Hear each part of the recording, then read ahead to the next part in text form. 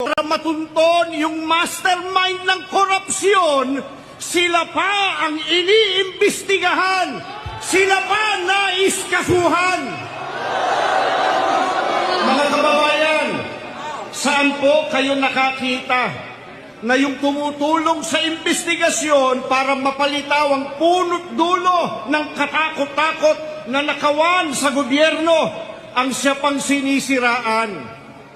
Hindi po ba masyado namang halata na concerted effort ang mga ito para talukbungan ng katotohanan at iligtas ang mga pinakanakinabang sa nakawan?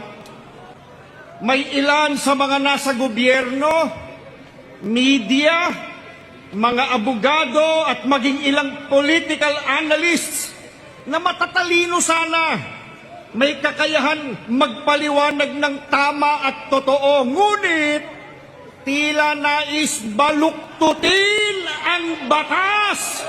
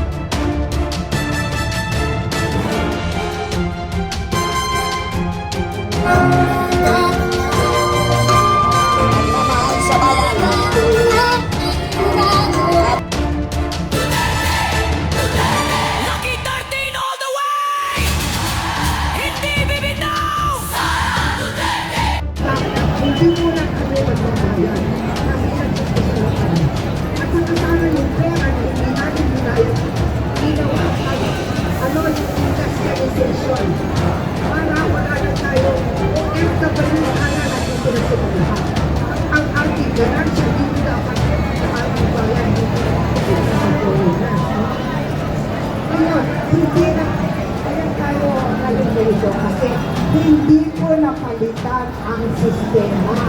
Ang nangyari, napalitan ng ang tao para sa sistema. Kaya po, andito yun. Kasi ngayon, hindi ako nakakita sa buong ito. Kasi sigurado, kaya kami pinapagkakaya kayo. Yung pinurakot, ibalik. Ang kanya-urakot, ilong. Huwag yung pag-ibot na ito, ang nanimili ko lang dito, ang nangulakan ko lang. Pero dapat din sabihin natin, yung pinurako, ibalik. Dapat, kasama na yun sa ating panawagan, ang pinurako, ibalik. Tapos si Copars. Ito na.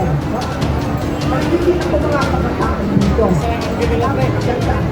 Alam ko, hindi kayo kayo ay hope to pay.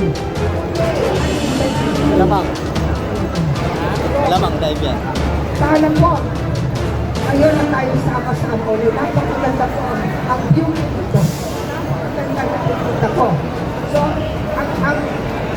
ang ating pong lesson sa EDSA, pag tayo ay nagkaisa, pwede tayo magkaroon ng milagro. Ano yung milagro natin noon? Pinatansin na natin ang diktador. Kaya marami tayong mga problema, dapat din tayo alam niyo po, hindi ako nanulungkot na tayo meron dito tayo action. Mamaya, iwan ng pero action natin sa kabila. Bakit hindi tayo? Daming doon ba? Dapat po magkaisa tayo. Dapat magkaisa tayo. Action sa IT. Kaya ang panawagan ko sa atin ngayon, huwag tayong matakot, no? Ang sabi nga natin, matibakaw, huwag matakot. Ako mo ay 88 years old, pero ako mo ay matitibak at hindi matatakot. So yun lang po ang sabi kasi. So, mabuhay tayo lahat ng Pilipino. Maraming salamat sa sarili naman. Pakinggan natin ang mensahe mula kay Carol Suyat mula sa August 21 movement.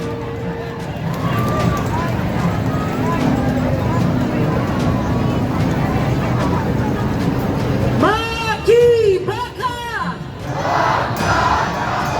Wag matakot! Ang tao, ang bayan, ngayon ay lumalaban! Ngayon ay lumalaban! Ang tao, ang bayan, lahat ng sangkot! Dapat managot! Dapat managot! Lahat ng sangkot!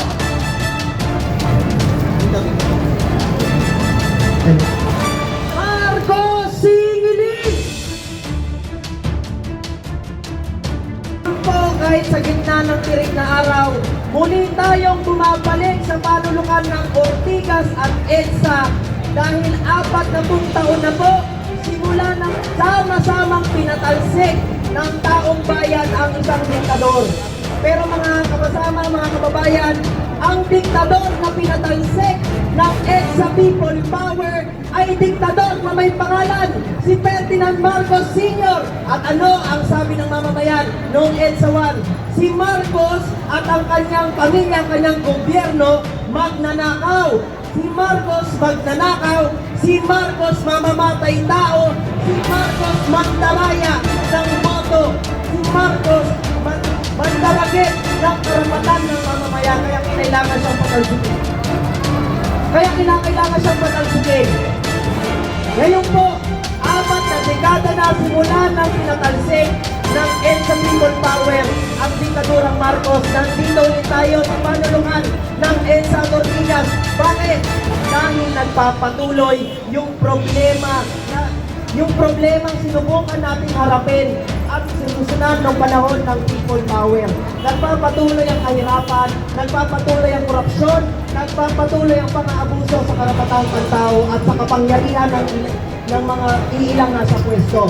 May tanong po ako sa inyo ngayong hapon. Sinasabi natin lahat ng sangkot dapat managot. Sinasabi natin dapat lahat singilin. Sino po ang dapat nating singilin ngayong araw? Sino? Ang kailangan natin singilin ngayon, si Marcos. Dahil iisa lamang silang hibla ng mamamatay tao at magnanakaw. Parehas silang abusado, parehas silang nagnakaw sa kabatang bayan, parehas silang traidor sa diwa ng EDSA People Power. Kaya po ngayon, para sa akin, ang pinaka